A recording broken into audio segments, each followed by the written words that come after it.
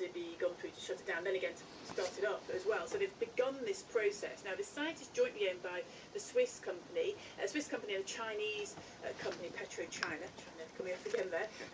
The refinery, just to give you a bit of context, it processes over 200,000 barrels of oil a day and provides most of Scotland's fuel. It is the biggest plant north of the border, and they are in talks now. Those talks started at 4 o'clock. Arbitration is therefore underway. So we're just waiting to see when any kind of announcement comes. Of course, we don't really know when that might happen, but hopefully before the weekend.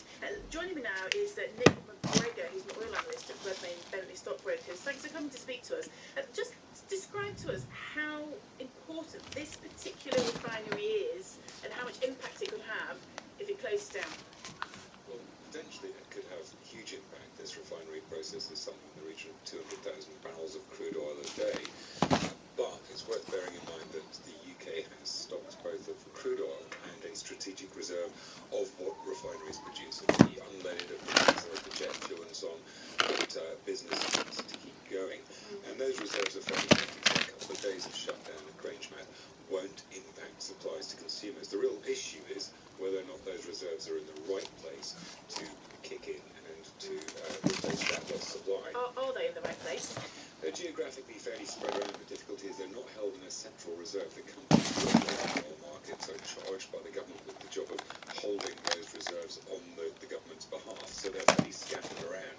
The gist is meant to be that reserves are held in the sort of areas where they may be needed, so there shouldn't really be any issues as long as people stick to fairly normal demand patterns. The one thing that would create problems, of course, is that people change the way that they buy this stuff. Yeah. How long would a strike have to go on for? How many more subsequent strikes would there need to be for that to be a problem and for people to legitimately start worrying about getting fuel into their vehicles, into their homes?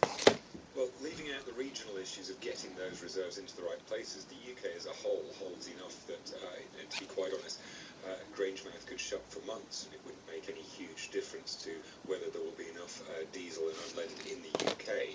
So it will still, even with a longer strike, it would still be very much a logistics issue of just getting the stuff into the right places so it's on the forecourt when we all need it. Presumably this is going to be expensive either way for the company. They have to go through this process that we just talked about to shut things down, start things back up again, not withholding the strike in the middle. How profitable is this refinery at the moment? What impact could this disruption have on the company in the future? Well, the difficulty with refining is that it's the feast or famine business. It either makes good money or it loses money.